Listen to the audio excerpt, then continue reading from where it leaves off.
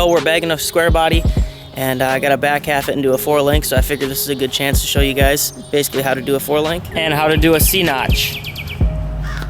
Let's get to it. Now back half actually starts at the front half. The airbags and the spindles are already in there, so I can work around that. And I marked the axle center line in the front here.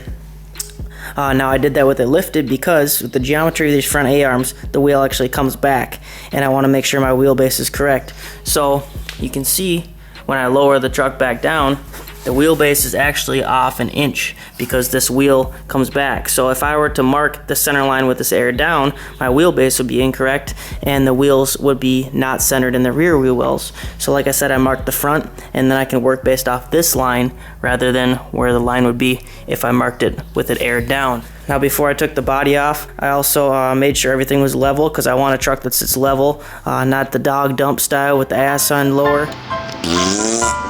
Gross. Or the ass higher.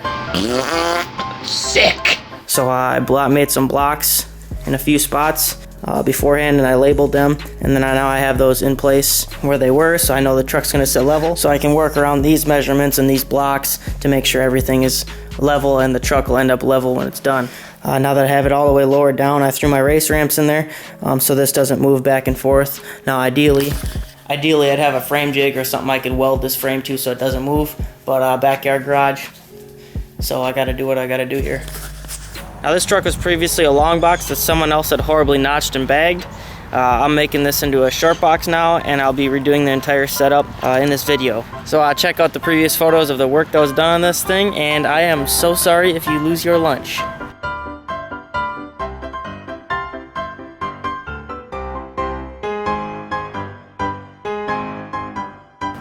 Now if you're not doing a long box or a short box conversion, just mark the axle center line on the floor before removing the axle, and that will give you your accurate placement of your axle. I'm mocking up my rear notch here, and like I said, I marked the axle center. Now I have this tube or piece of square tubing going from that side of the axle center to this side, and then I have a square here so I can just center my notch in where the axle needs to be. You can see I marked the center of the notch. I have a square here coming off the floor, perpendicular, parallel to the frame, perpendicular to the axle. So then you can see, just slide this over till it lines up. And I measured my height of my axle tube with the appropriate tires on, and then I added a 1/2 inch, so this is only gonna have 1/2 inch extra clearance. You know, a lot of guys, they'll make their fucking notch 4 feet tall and not think about it. Well, you're losing all your box space because you have to raise your box floor so much. Most people like to do a flat floor, which, I mean, if that's the case in the box, then you lose most of your box floor. You know, if you do the hump style, it's not as big of a deal because you still have the other rest of the box, but still, I'm not a fan of the hump style box floors. Flat's a lot easier to work with. So that's what I'm doing there, trying to minimize the amount of space that it's going to take up. And also a shorter notch is stronger too. I'm going to clamp that to the outside of the frame, start mocking stuff up, kind of planning what I'm doing. That's important stuff with 4-link. You got to plan ahead of time, especially if you're doing airbags. Coilovers are a bit easier because, I mean, there's not as many moving parts. They don't move as far. They're smaller, etc. But bags are a little more tricky. One mistake that a lot of people make is they just chop off the frame and then try and work from there. Well, that makes stuff a lot more difficult. So you need to try and methodically plan what you're doing before you do it. Because once it's cut, you can't go back. Once it's cut, it's done. Right here I have my notch started, so all I did was I measured up from the floor to the top of the axle tube, added 1/2 inch, and then I made spacers for the floor to get the notch at the correct height. And then what I did was I clamped it on there. Now because I'm doing a long box to short box conversion, and because the frame had already been molested and is way out of square, I have to do a couple extra steps which are actually going to take up the next couple minutes of this video, but it's all useful information to watch, so continue to watch past this. But if you are keeping the same wheelbase and your frame rails on the back have not been molested and are still in good square, you can actually take your notch like you see in this picture here. You can clamp it to the outside of your frame rails. You can then tack that notch into place and then continue building the rest of your notch, taking the pieces that come with the notch kit and basically tack welding them into place. And then once it's all tack welded, or even full welded, you can take and cut along these lines here to cut out the original frame. And then once that is cut out, you can plate the inside of the notch along these lines here where these arrows are pointing. Now that'll basically give you a notch. You know, your frame is going to be exactly the same in the front and back because you actually added your strengthening material in your notch before you cut out the center of the frame rail.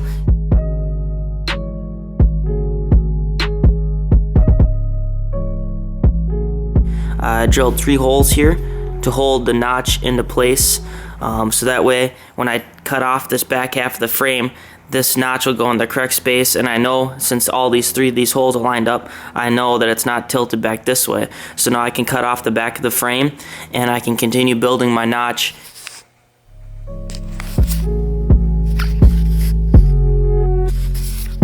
Time to get rid of this bitch!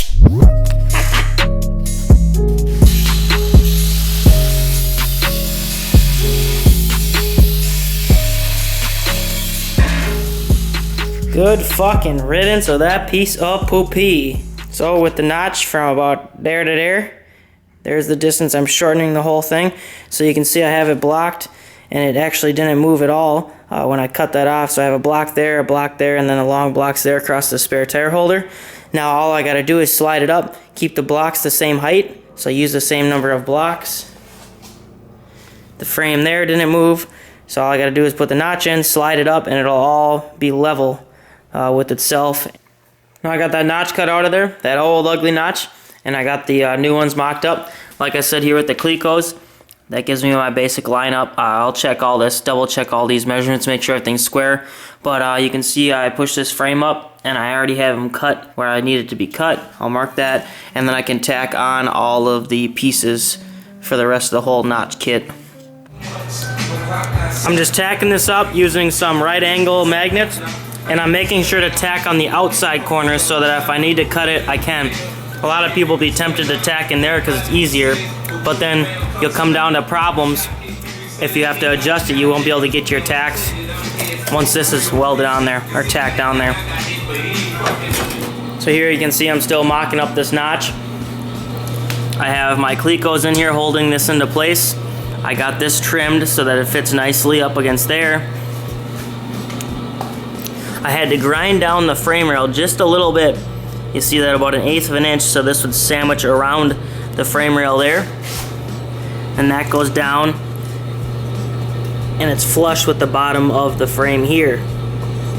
Now in here, I have some excess which I marked with a Sharpie, so I'm gonna cut that off and weld a plate that's flat on the bottom, and we'll actually weld to the underside of this with the triangle shape so that it not only caps this off but also adds a little gusset back that way. As you can see, it's all just tacked in, and I did have one little bad spot that I had to switch one of the pieces because I don't know what I was thinking. I put a longer piece here and a shorter piece here. I don't know how the hell I did it, but anyways, that's why it's important to tack on the outside, because I was able to just cut those tacks off easy and switch the pieces real quick. So that's what it started out as, and that's what it's going to look like. And I'll also probably end up putting a gusset from here to here and a gusset from here to here, just because a little extra gusset is never a bad thing. And then fish plating, probably from here to here and from here to here. Now a fish plate is just basically like a diamond plate that goes on, and it keeps your seam nice and strong. And I don't know if you'll be able to tell, but inside there I actually ground. So this is what it looks like on the inside there. I ground that down so I can get my welding nozzle in there and at least weld up maybe a few little 1-inch sections on the top there, and then you can see that little gap there for penetration down here in the bottom. So that'll all be welded on both sides as much as I can. And some guys will even box their frame up a few feet. I'm not sure if I'm going to do that yet or not. This should be plenty strong. Really the only thing that this back is going to support is the air tank, air compressors, bumper, and half the box weight. So it's not that much, but it's always better to overkill. Another thing worth noting here is that I have these tack welded corner to corner. So you can see that basically the corner of each piece is on the corner of each piece. That gives you the best possible penetration. There's a little bit of gap, but anyways, that's good for penetration. So you want corner to corner. That's how you want to set all that up for the best penetration, and it'll give you nice looking flat welds. And that's how most kits are designed. So when you get them, they should fit together corner to corner, if it's a decent kit anyways. First time using my brand new Miller welder and helmet. Hell yeah, brother. And got the notch tacked in. Both sides tacked in the front and the back. Obviously I made my frame sit on the blocks like I wanted it to. I had this all sort of jigged up.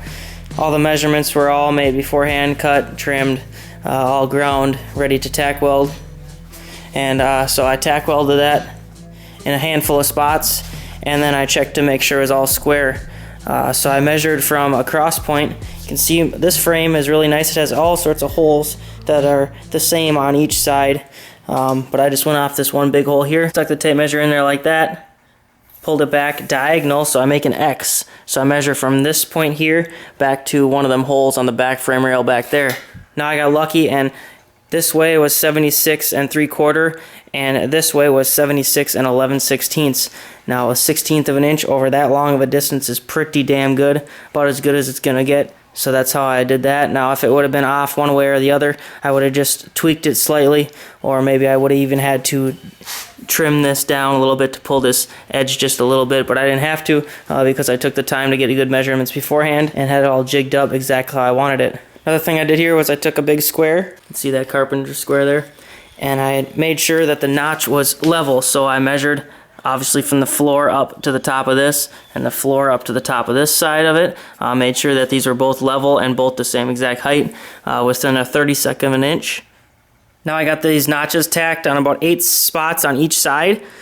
And I'm gonna again check the measurement to make sure nothing went out of square just from them tack welds, because when you weld stuff, the heat actually shrinks the material, so it kind of moves around just a little bit. So I'm going to double check all that. Once I have 8 tacks on there, I know for sure that it's not going to move, or if it does move, it's not going to move any significant amount when I do the final welds on all this stuff. So again, I'll double check all this, and then I'll go ahead and final weld it all. And I'm using my new Miller welder with 030 wire. It's approximately 1/8 inch material, and I have this on the auto set function, which is super nice. So I can change all my parameters here if I wanted to go 35 wire, or if I wanted to say it was a little thicker material. It's between 1/8 and 3/16 that's on this frame. So it automatically adjusts for that, and it works out pretty good. It's a Multimatic 220 AC/DC. Hell yeah, brother. So this is my first time welding full passes using this new Miller Multimatic 220. And we'll see how she does here.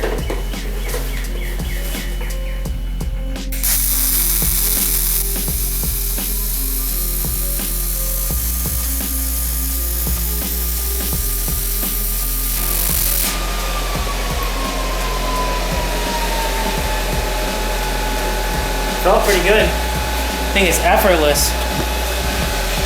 Not perfect, but had a little whoopty in there because I slipped off my little hand holder, but up in there it's pretty decent. Man, I think it's impressive. Honestly, I'm so damn impressed with this machine. Just makes it effortless. Still gotta tweak some of the settings yet. These are just on the factory settings, but just crazy how effortless it is. You know, my other welder was getting old and just wasn't very powerful, and I would have had to work and work and work and prep the hell out of this for these welds to turn out this good. And this one I literally just buzzed right through it. Cannot believe I went this long without. Probably one of the best things I've ever bought. Multimatic 220 AC/DC. Hell yeah, brother! Now I got these notches all welded in. Welds are pretty damn nice. And the front side here, the bottom of the original frame, is actually the closing pocket. But on the back side here, you can see this notch is open because the way I just cut this and welded it, butt welded it to this side here. So I have this opening here in the bottom of the notch to fill. So I'm gonna have to grind down that little, you see that little nubby of hot weld that dropped down a little bit. I have to grind that down, and then I cut some plates out of what I cut off of this. You know, this notch was longer, so I cut off what I didn't need, and here's a little extra piece, so that's going to be the cover plate.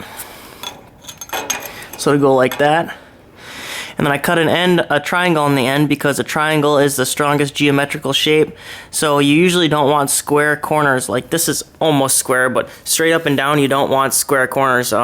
Diagonal welds are stronger because not only are they longer, but geometrically they're a better angle. So I could have just left this a square end and welded that on and just had a one straight bead there, which would have been fine, most likely, but I always try and triangulate the ends, and then it's more weld area and it spreads it better, the load better over the piece of material. So that's a little tip for you. I'm going to cap these up and then they'll be done.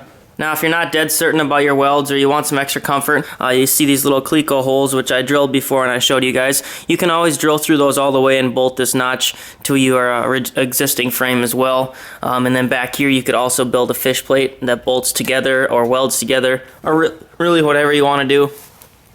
This truck's not going to be hauling any weight back here. So like I said, this doesn't really have to support much, but I did weld the outside and the inside of all those 3 surfaces there. The channel here, here, here. I welded all the way around on both sides. And then I'll probably end up plating this back maybe 8 inches. So it's kind of like a box frame up until about here, just to give it a little bit more stiffness.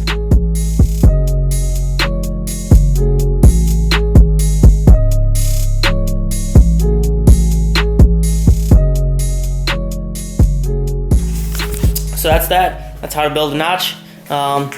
In the description below, I'll put a link to another video, which I did on a GMC, which had the more standard mini notch, which doesn't require as much work, but there's a link to that in the description below. A link to the welder, link to the helmet, link to some abrasives from Empire Abrasives, which I use pretty much on everything. And yeah, thanks for watching. Stay tuned. If you got any questions, drop them in the comments below. Subscribe. Hit the like button. Check me out on Facebook, Instagram, Tinman2 Kustoms. That's Customs with a K. Ciao, ciao for now. Cracking sucks. Yeah, dog. Cracking sucks. Yeah, dog.